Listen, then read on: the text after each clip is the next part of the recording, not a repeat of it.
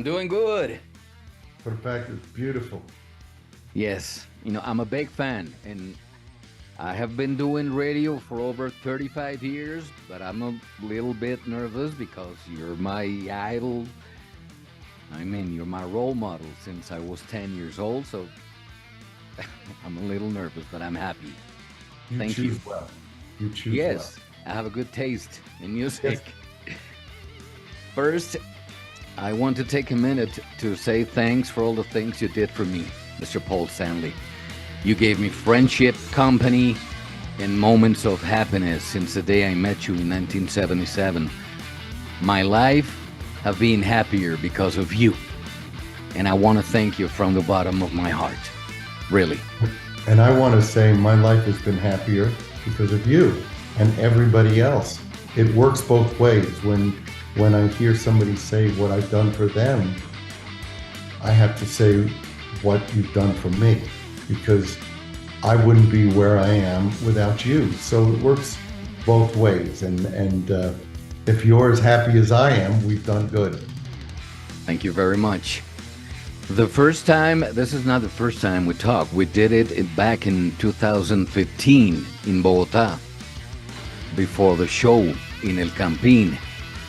I said to you that one of my favorite Kiss albums from the 80s was Crazy Night. Mm. And I did notice you did like that because I believe it's a great album. But I never got the chance to ask you which one is your favorite Kiss album from the 80s. Do you have one? From the 80s. Well, I would say Creatures, because Creatures was really an important album for us to try to get back to where we belonged, because I think we were wandering, and I think that success had made us lazy, and Creatures was a wake-up for us to make an album that was purely what we loved. And that was the start of a new era for us. There were great moments on many of the albums, on Animalize, Lick It Up, Crazy Nights. There's good things about each one of them. So the 80s, although for some people it wasn't as exciting as us in our full gear, full makeup, it was a time of triumph to survive doing something very different than we had. But let me tell you that your voice on Crazy Nights is from another world. I mean, the muscle of your voice, I'll fight hell to hold you. Damn. It's crazy because it's much like an athlete who at some point looks back at some of their, no pun intended, high points and goes, that was pretty amazing. I hear some of those vocals and go, that's pretty amazing. That's not something you can do every day, and that's not something you can do for your entire life. It's quite something. One hell of an album, I'm sure of that. I want to change the subject a little bit, and I want to talk about Soul Station. Already one great album out, Now and Then, with all the rhythm and blues you grew up with. Beautiful songs, I love that album. Great band, Eric Singer, Rafael Moreira, which I believe is one hell of a guitar player. What's in the horizon for Paul Stanley Soul Station? As soon as there's time, real time, we will start playing again. I was hoping to play during our downtime, during Kiss's downtime the last few months, but it just wasn't possible. So when I'm home again, and there's no other distractions, we'll go play. We love playing. The band is great, so we will hit the road and play again. The band's great live, and we have a great time. Good news for all the fans. Besides being the star child, you also paint, you enjoy cooking. The last thing you posted on Twitter was the making of the sauce for a pizza. What's the story behind your love for food and cooking? Well, I started cooking because I needed to feed my son 20 plus years ago when I was more or less a single parent, and I wanted him to know life goes on and that we would eat good food. So I started cooking, and I've always loved good food.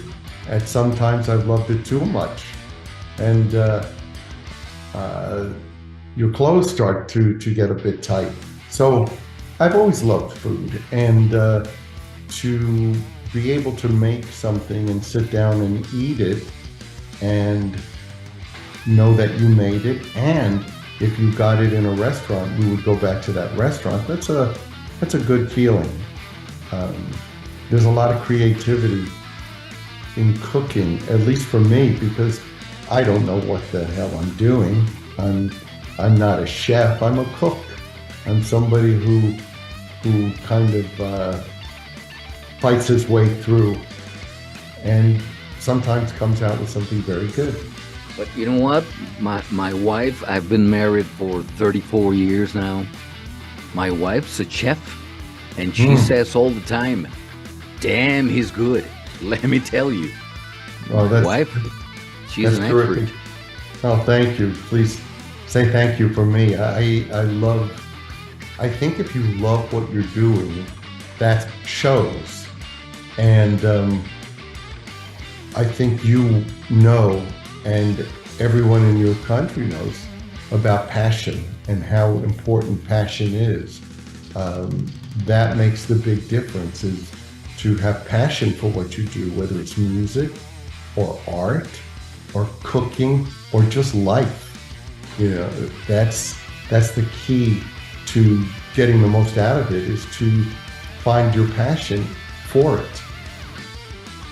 One of the things you said in the past works for me very well. It fits me. I read once that you said you gotta believe in yourself, and then the rest will believe in you. But the first thing you gotta do is to believe in yourself. That's the way I work in my life. I believe in what I do, and I have been successful as a rock DJ. 35 years now. That's terrific. I will say that it's important to believe in yourself. It's also important to be realistic. If you believe in yourself and there's nothing really there, then you're a fool. But if you see yourself as you truly are, then you can believe in what you're seeing. And that is the foundation of success to me, is believing in yourself first and foremost. If you don't believe in yourself, I think that over time, it doesn't matter how many people believe in you.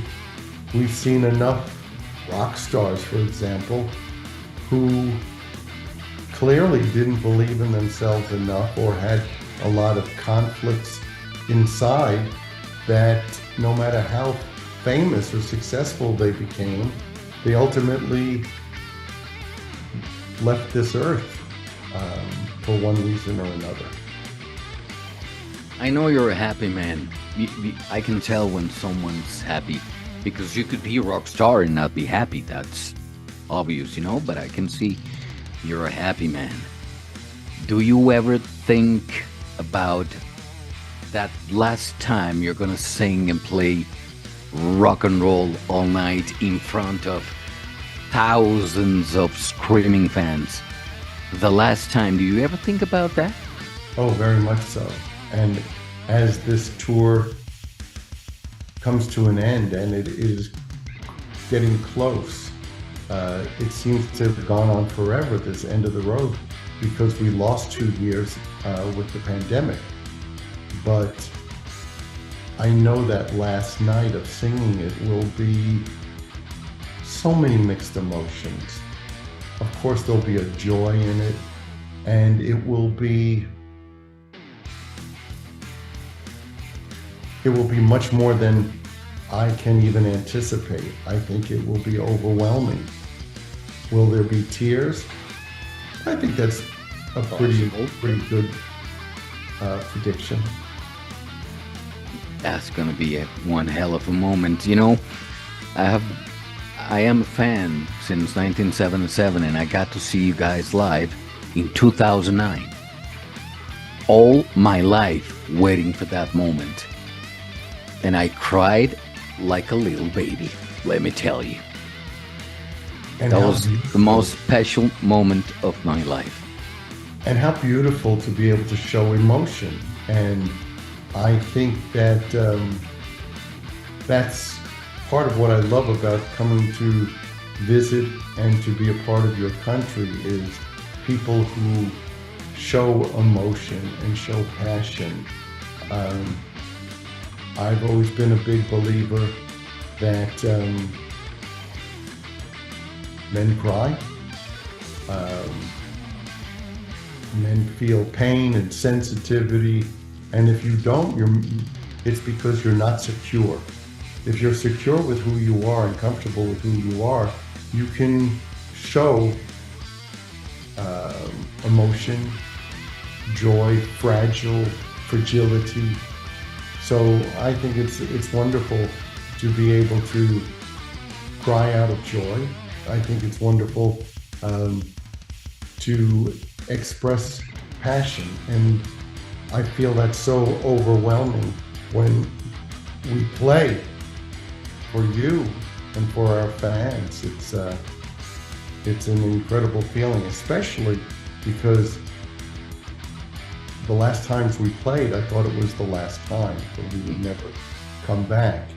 So that was truly our farewell, until fans and the promoters, everybody really insisted, demanded that we come back. And I was shocked. I thought it was done, but it wasn't. And here we'll come back one more time. And yes, this is the last time. It's so much the exception that we do something like this. The idea of coming back is so unique, but it's happening, and we will do exactly what people expect us to do, and what people saw last time. The same experience, the same communication, same love, passion. Thanks a lot for being my best friend all these years, because you are my best friend. And one last favor, could you introduce yourself and say hello to all the listeners of our radio station, Radioacktiva, the Rock Planet? Thank you. Hey, this is Paul Stanley, and I say hi to all of the listeners of Radioacktiva. You the man, Paul. Thank you very much. Thank you so much. I love you. Take care of yourself. You too. Bye. Bye-bye.